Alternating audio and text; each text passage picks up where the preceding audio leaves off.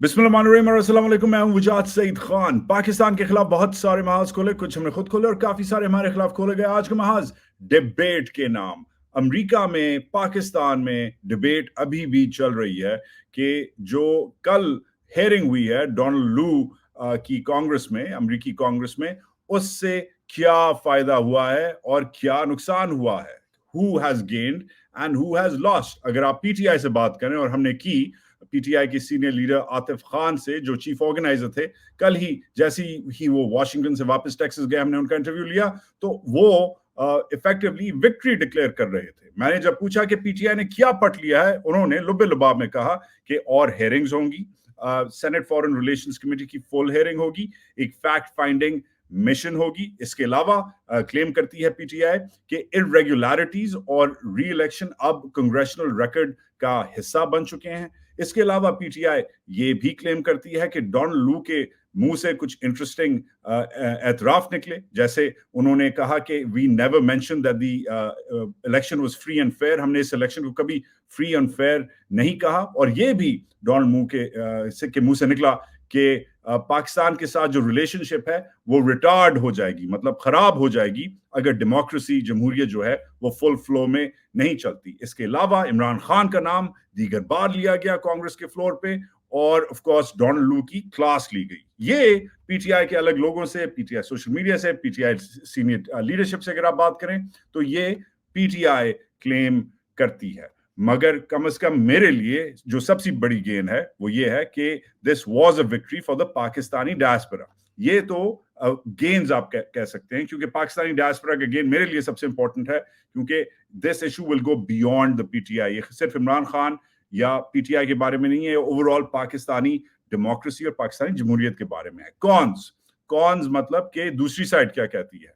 दूसरी साइड ये कहती है कि कुछ नहीं होगा, ना कुछ हुआ है, फौज जो है वो चिल सीन में है, फौज रिलैक्स्ड है, फौज की ज्यादा किसी ने क्लास नहीं ली, फौज जो है वो बिल्कुल, उसके बारे में जो सवाल पूछे गए वो भी सॉफ्ट बॉल सवाल थे, आसान सवाल थे, और जो जवाब दिए गए वो भी डोनाल्ड लू साहब पतली गली से निकल गए। साथ साथ फॉरेन ऑफिस ने भी कोई बहुत बड़ी स्टेटमेंट नहीं दी, सिर्फ कह दिया हाँ इट्स अ मिसअंडरस्टैंडिंग, हर चीज सही हो जाएगी, वॉशिंगटन हमारे लिए इंपॉर्टेंट है और हम वॉशिंगटन के लिए इंपॉर्टेंट है। ये तो साइड है पीटीआई बमुकाबला एस्टैब्लिशमेंट का मौकफ। मगर इंडिपेंडेंट ऑब्जर्वर्स क्या कह रहे हैं, वो लोग जो वॉशिंगटन में रहते हैं, जो इसे लिव और ब्रीथ करते हैं, जिनका काम धंधा यही है एज ऑब्जर्वर्स कि इसके बारे में लिखें, इसको कवर करें, ओवरऑल वो क्या समझते हैं। And I am glad to say कि आज हमारे साथ एक ऐसे ऑब्जर्वर आए हैं जिनका हर कुछ दिन बाद जब कॉलम आता है वॉल स्ट्रीट जर्नल में, तो साउथ एशिया को जो देखने वाले और ऑब्जर्व करने वाला जो तबका है अमेरिका में बल्कि दुनिया में,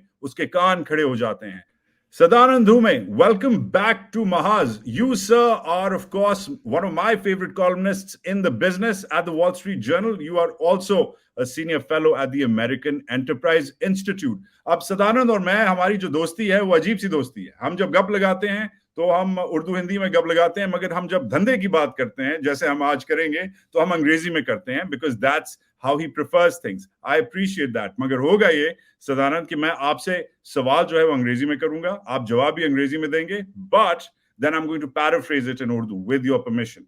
सो ये मेरी कमजोरी है कि मुझे अंग्रेजी में बात करनी पड़ती है, पर आप बेशक उर्दू में समराइज कीजिए। हाँ, but I will ask our audiences because Sadanand writes such an influential column. मैं होप करूंगा कि आप इनके जवाब अंग्रेजी में सुने और फिर मेरा जो तर्जुमा है उस पर भी हमारे साथ रहें, ताकि आप गेन कर सकें कि वॉल स्ट्रीट जर्नल जो बहुत बड़ा जरीदा है, one of the most important premier papers in the world, उसके लोग क्या सोच रहे हैं, उसके कॉलमनिस्ट क्या कैसे इसे देख रहे हैं। All right, Sadanand, I'm going to keep this very simple. We will go back to your tweet from earlier in the day.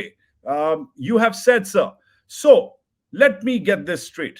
Imran Khan supporters think heckling and abusing Donald Loo, the senior State Department official responsible for Pakistan, helps their cause. Daft strategy, if you ask me. Nobody sane in DC buys the claim that Loo was responsible for Khan's ouster. Quite a skeptical take. Well, this has been my take from the start, right?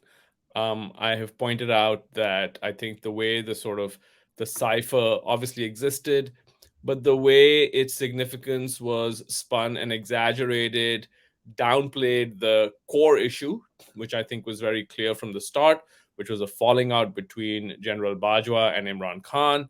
And it placed the US in a kind of starring role when the US was not behind this. It was a train that was already in motion. And anything that you saw in the cipher in the case of, talking about the potential for a new government coming in and so on, was something that anyone who was reading the newspapers was aware. But my tweet specifically yesterday was, or earlier today was, talking about, I mean, I don't think it really helps the PTI cause, right? I mean, to heckle a senior State Department official, to call him a liar. I don't see what their strategy is. I don't see how they think in their mind if their end goal is to have Imran Khan back in power. I don't see how this is a step towards that goal. I honestly don't. Maybe you have some sort of insight into their reasoning that I don't understand. Right Sadanand कहते हैं कि जो cipher है वो वैसे ही पहले दिन से ही ओवरप्लेड था, उनके ओपिनियन में एग्जैजरेटेड था, वॉशिंगटन में उसे सीरियसली नहीं लिया जा रहा था, और पीटीआई ने स्पेशली कल जो एक तो साइफर को हाईलाइट किया, मगर जो प्रोटेस्ट की, जो हैकलिंग की, जो आवाजें लगाई, नारे लगाए, उससे स्ट्रैटेजी कहते हैं नहीं समझ आती कि इसका फायदा क्या है कि एक सीनियर स्टेट डिपार्टमेंट ऑफिशियल को PTI ऐसे treat कर रहा है. In PTI's defense, not that that's my job, but I don't think it was just that was part of the plan. I think the overall language from both sides, actually, from the questioner as well as the Assistant Secretary of State, created such rupture right in the beginning. I don't think they went in. The leaders that I've talked to, several PTI leaders did not protest, especially the most senior ones. The chief organizers were sitting there, according to video evidence, quite well. They were quiet. They were quite silent. They were following the rules. But your point is taken about the heckling strategy not really making sense. But I fear it's not really a strategy. It was just there's a lot of passionate people in there, and I don't think they went in there to disrupt proceedings. But moving on, tell me about the state of play. Now, you are a mover and shaker in Washington. You know how Washington works. Is this a grand moment for the PTI? Is this the beginning of something? They're declaring victory. I have a feeling you think otherwise. Yeah, I mean, I wouldn't describe myself as a mover and shaker, but I do see something, Wajahat, which is that, if you follow social media and you follow sort of, the conversation among PTI people, I think there's basically they have a picture of reality that, in my view, is distorted. Now, as I understand it, they seem to think that they have put great pressure on the American political system. They have reached out to individual members of Congress. They have called, they have lobbied, they have petitioned, they have explained what went wrong in Pakistan in the elections. They have talked about the injustice towards Imran Khan and so on, and that slowly but surely they are moving the ship of state, the ship of the American state, in their direction. And you can tell me if you think that's an accurate summary of how they see it. I think that's fairly accurate. Yep. I don't think that's reality. I think what's happened in reality, if you go by the conversations that people are having in think tanks, if you think the conversations that people are having on the Hill, the briefings that we're getting from senior officials and so on, the overwhelming theme that emerges from them is that everybody recognizes, at least in private, that these elections were very flawed. Right. I don't think anybody says otherwise. But at the same time, it seems very clear that the US government is going to make efforts to cooperate with this government because it is the government of Pakistan. These are known actors. The Sharifs are known actors. The Zardaris and Bhuttos are known actors. There's a very long-standing relationship between the US military and the Pakistani military, which I don't need to tell you about. And there are many, many equities that the US has in Pakistan, right? Whether it's Afghanistan and the issue of terrorism, ISIS-K, Iran, climate change, China, India. There's just a whole lot of stuff that the US has many equities in the region, and they're going to work with the government of Pakistan. And so anyone who thinks that the Americans are going to view Pakistan through a PTI prism and either not recognize the government or not work with it or lean on the IMF not to fund Pakistan, I think people who believe that are basically living in La La Land. That is not reality. Wow, that's rough stuff. I have to try my best to take this one down. Okay, so Sadanand कहते हैं कि एक तरफ basically PTI का जो view है वो distorted है, मतलब कि वो क्लियर नहीं है. यस, उन्होंने काम किया है, वो कहते हैं कि हमने बहुत काम किया है और हम आहिस्ता आहिस्ता ये जो रियासत की जो शिप है, रियासत की जो किश्ती है, इसे आहिस्ता आहिस्ता धक्का देके उसको आगे चला रहे हैं. और पीटीआई वाले कहते हैं कि ये, जैसे कल आतिफ खान साहब ने कहा और दीगर और पीटीआई लीडर्स ने क्लेम किया है कि ये शुरुआत है, ये बिगिनिंग है कि रियासत की किश्ती को आगे चले. मगर सदानंद कहते हैं कि जो रियलिटी है, जो असलियत है, वो ऑन द ग्राउंड डिफरेंट है. लोग वॉशिंगटन में बिल्कुल अलग अलग ओहदों पे जो ओहदेदार हैं, ऑफिशियल्स हैं, वो प्राइवेटली तो रिकग्नाइज करते हैं कि इलेक्शन में धांधली हुई है, इलेक्शन गलत हुए हैं.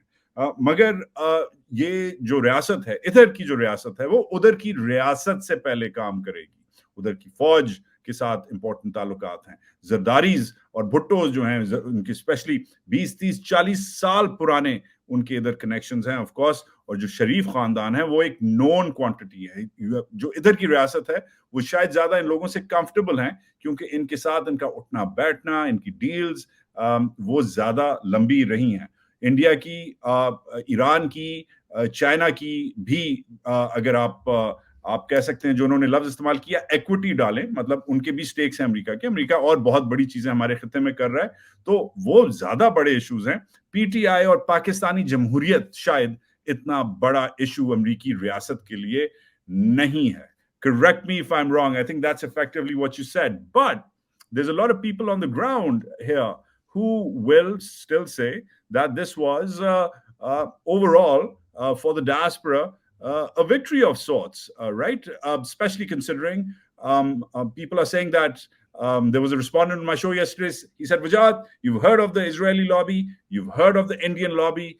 This is the beginning of the Pakistani lobby. And frankly, I don't know if this is the beginning of the lobby, but it was good to see the Pakistani community get galvanized finally away from their Eid Milan dinners and their Zakat charity fundraisers for a local mosque or hospital, which is frankly about the best they can do. The Pakistanis, relative to other, especially we have to contend this, and as an Indian American, I think you'd appreciate this. The Pakistanis aren't as organized. Pakistani Americans aren't as organized as Indian Americans. That's just a fact. And they're less represented in DC as well, inside the Beltway. That's just a fact. I didn't make it up. It's just how it is. It's because of demographic patterns, education patterns, cultural patterns, political patterns. But it is what it is. They're countering this. Now, this is a larger than Imran, larger than PTI argument. This is a democratic argument. What do you make of that victory and that claim? So I think there's some truth to that, right? I mean, if you're looking at it in terms of the Pakistani diaspora getting itself organized, right? I mean, I've spoken with members of, Congress, I've spoken with staffers, and, who've received phone calls who have said that, our constituents are interested in this. They want to know about this. They care about this. So to that extent, I think there is definitely truth to that. It's been systematic. There's been a lot of passion. There's been a lot of interest. And you can, if you make the case that this could be the sort of the nucleus or the beginnings of the Pakistani diaspora becoming more organized and becoming more of an influential voice than before in Washington, I would agree with that. I think that's fair. But your emphasis has to be on the word beginning. Right? These are the first steps. It's not remotely comparable to other more, established interest groups. Point number one. Point number two, there's a very big difference here, which is that at this particular moment in time, the Pakistani lobby, or let's say it more accurately, the PTI lobby, is at odds with the government of Pakistan. That's not normally how, lobbies that are associated with countries are. They're not usually, right? So in that sense, I think the comparisons with the so-called Israeli lobby or the Indian lobby is a little bit misplaced, because it's almost like the Pakistani diaspora is looking a little bit more like the Cuban diaspora, which is like fundamentally at odds with the Castro regime. Obviously is very influential in American politics. And so I think there's a tension over here, where as long as the government is a government that is opposed to Imran Khan, and the diaspora is a diaspora that is in large part in love with Imran Khan, I don't know how this plays out in terms of advancing Pakistan's interests as opposed to advancing or attempting to advance PTI's interests. That's interesting. I have to break this down again. Take a quick second. जब मैंने push back किया कि भाई बाकी चीजों को छोड़ें, ये बताएं कि क्या ये पाकिस्तानी डायस्पोरा के लिए एक अच्छा दिन नहीं है कि फाइनली वो क्लेम कर सकते हैं कि जैसे इंडियंस और इजरायलीज ऑर्गेनाइज्ड हैं वैसे पाकिस्तानी भी ऑर्गेनाइज्ड हैं. सदानंद ने एग्री किया, बिल्कुल किया, मगर कहते हैं कि सिर्फ अभी शुरुआत है, पार्टी अभी शुरू हुई है. मगर एक वाज़े डिफरेंस है, जो इंडियन या इजरायली लॉबीज हैं वो अपनी हुकूमत, अपनी इस्टेब्लिशमेंट, उधर भी हुकूमत है उधर भी इस्टेब्लिशमेंट है, उसके मुखालिफ नहीं है, वो उसके अगेंस्ट नहीं है.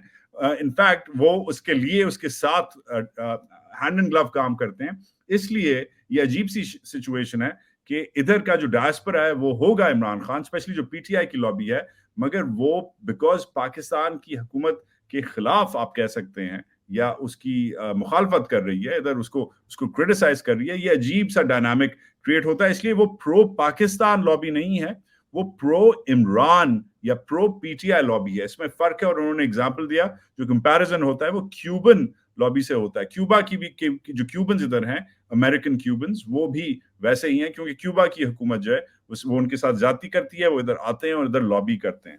So it's an interesting difference. But tell me something, Sadanand. Last couple of questions so we can wrap this up.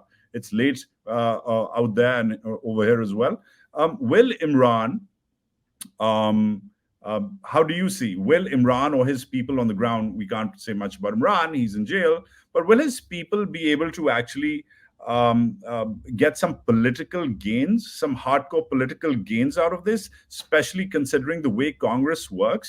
I mean, in a way, a lot of these people who turned up, a lot of these congressmen and women who turned up, and there was some unprecedented moments that was announced by the chair himself. He said the chairman of the bigger committee, McCall, he attended the meeting even though he's not supposed to be there.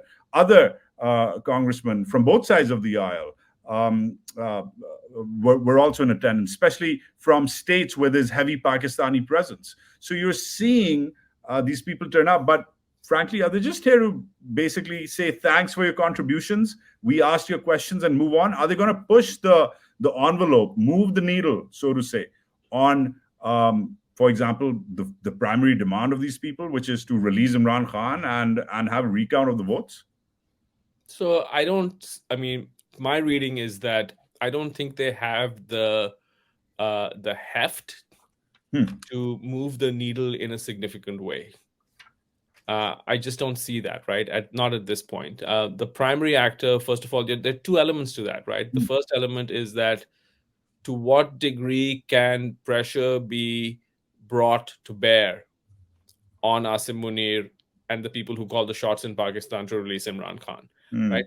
And I think their U.S. influence may not be as great as some people think. For the simple reason that, if you're sitting in Asim Munir's shoes right now, or if you're standing in his shoes rather, or if you're in the shoes of this government, you see Imran Khan probably as a mortal foe. This is not some kind of, this is not regular politics. This is one side wins and it's going to be winner take all. I think that's certainly the atmosphere and the environment.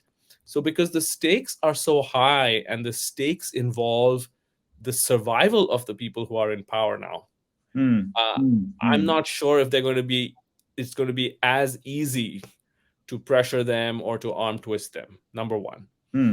Number two, I think the U.S. Policy is going to be driven ultimately by U.S. interests, and the U.S. would like to see if there's room to work with this government on a variety of things. It's the U.S. is not there's nobody in the U.S. government who thinks that, well, if Imran Khan became prime minister again tomorrow, things would be much better for the United States in the region. And I think this is a sort of very important part that many of our PTI friends lose sight of, right? And many people make the comparison, right? One of the congressmen also made the comparison with Venezuela. And I think you pointed out, Wajahat, very correctly in one of your shows that, well, there's actually a huge difference because the government in Venezuela is adversarial to the United States. The Sharif Zardari, Asim Munir dispensation is not adversarial to the United States. So the United States is not going to, go after them with any kind of intensity. Right. And that also deserves a paraphrase. This is a complicated one. But जब मैंने पूछा कि ultimately कुछ होगा America में, उधर छोड़ें, इधर कुछ होगा क्या, ये जो कांग्रेसमैन और वुमेन आए थे इनमें तप्पड़ है, कुछ जो इधर की जो इंतजामिया है, इधर की जो एडमिनिस्ट्रेशन है, उसकी पॉलिसी बदलने में, तो सदाना ने कहा कि नहीं, एक तो हेफ्ट जो है, मतलब जो जान है उनमें, जो तप्पड़ है, वो शायद इतनी नहीं है, और इवन अगर होती तो अमेरिका की कितनी इन्फ्लुएंस है, ये भी सवाल बनता है, क्योंकि उधर स्टेक्स बहुत हाई हो गए हैं. उधर अगर खान को छोड़ दिया तो आसिम मुनीर का और उधर की जो पॉलिटिकल एस्टैब्लिशमेंट है और मिलिट्री एस्टैब्लिशमेंट है उसका क्या होगा. साथ साथ एक और चीज है कि अमेरिका को खुद देखना है कि अगर खान आता है कि क्या चीजें बेहतर होंगी. वाकई आप खुद सोचें इस पे. अच्छा सवाल किया इन्होंने कि क्या खान के आने से अमेरिका के लिए चीजें बेहतर होंगी या क्या उन लोगों के रहने से जिनको अमेरिका जानता है, जिन्होंने अमेरिका के साथ पहले डीलिंग्स की हुई हैं, क्या उन लोगों के रहने से अमेरिका के लिए चीजें सही होंगी. क्योंकि अल्टीमेटली अमेरिका तो अमेरिका के लिए काम करेगा ना, इमरान खान के लिए नहीं करेगा. Sadanand दुमे, I think I got the gist of what you said. अगर मैंने गलत बोला आप मुझे बता दो कि मैंने गलत बोला. बिल्कुल नहीं, you got it perfectly.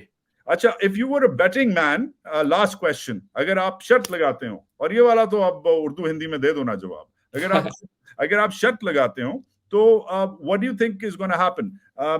Media पे ये इधर लोकली कवर नहीं हुआ, आपके वॉल स्ट्रीट जर्नल में ये कवर नहीं हुआ, न्यूयॉर्क टाइम्स में ये कवर नहीं हुआ, वॉशिंगटन पोस्ट में ये कवर नहीं हुआ, CNBC पे कवर नहीं हुआ, कहीं नहीं हुआ जो ये हेयरिंग हुई है. इनफैक्ट अगर कवर हुआ है तो इंडिपेंडेंट मीडिया में या छोटे बहुत जो इधर जैसे रायन ग्रिम है, he is on the independent media circuit, the intercept, उन जैसे लोगों ने ये कवर किया है. So what do you make of that? And you don't have to answer this in English, in Urdu, by the way. You can be yourself, you can answer it in English. But what do you make of the fact that this didn't get much traction here? It's big deal in PAC, but not here.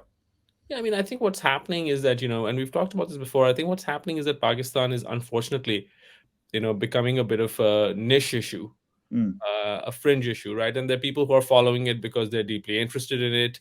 You have a few of this kind of, independent media. You have, activists like the Code Pink people who are in the room. You have a few members of Congress who are genuinely interested, but it's not a big mainstream issue.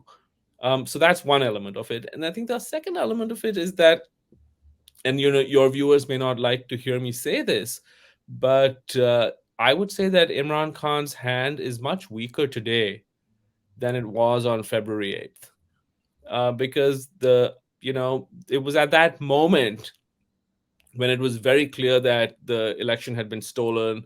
It had been very clear that, they'd been, doing this stuff with the Form 45s. Many leads had been overturned dramatically overnight.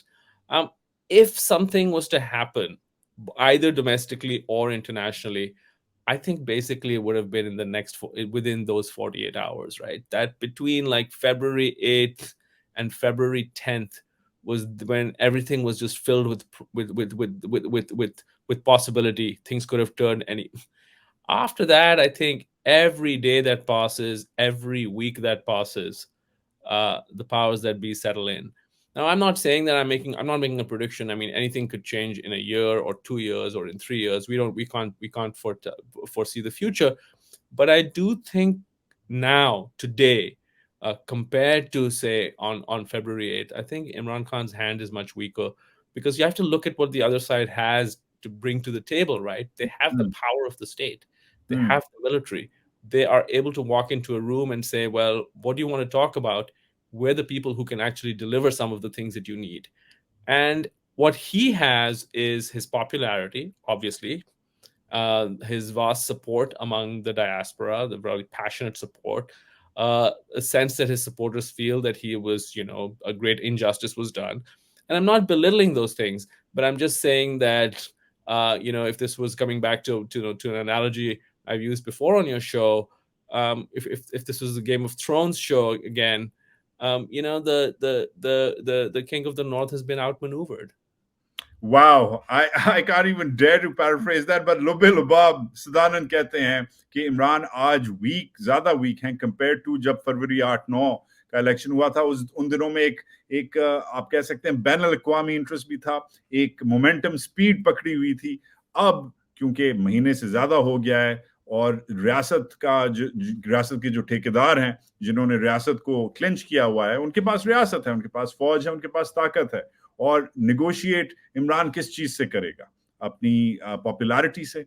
बिल्कुल कर सकता है, yes कर सकता है, मगर ultimately जो popularity एक तरफ 7-7.5 लाख की फौज और पूरी एक रियासत दुनिया के 5वें बड़े मुल्क की एक तरफ, तो वो जो मोमेंटम है, वो जो इलेक्शन वाली रात और इलेक्शन के अगले 1-2 दिनों में था, वो अब लूज हो गया है और अब it's back to the business of the state. But मैं ये भी कहूंगा as pushback, Sadanand, that never, as George W. Bush would say, never misunderestimate the power of the people. Not trying to incite revolution. I've never underestimated Imran Khan, Wajahat. You have to grant me that. I may not have supported him, but I've never underestimated him.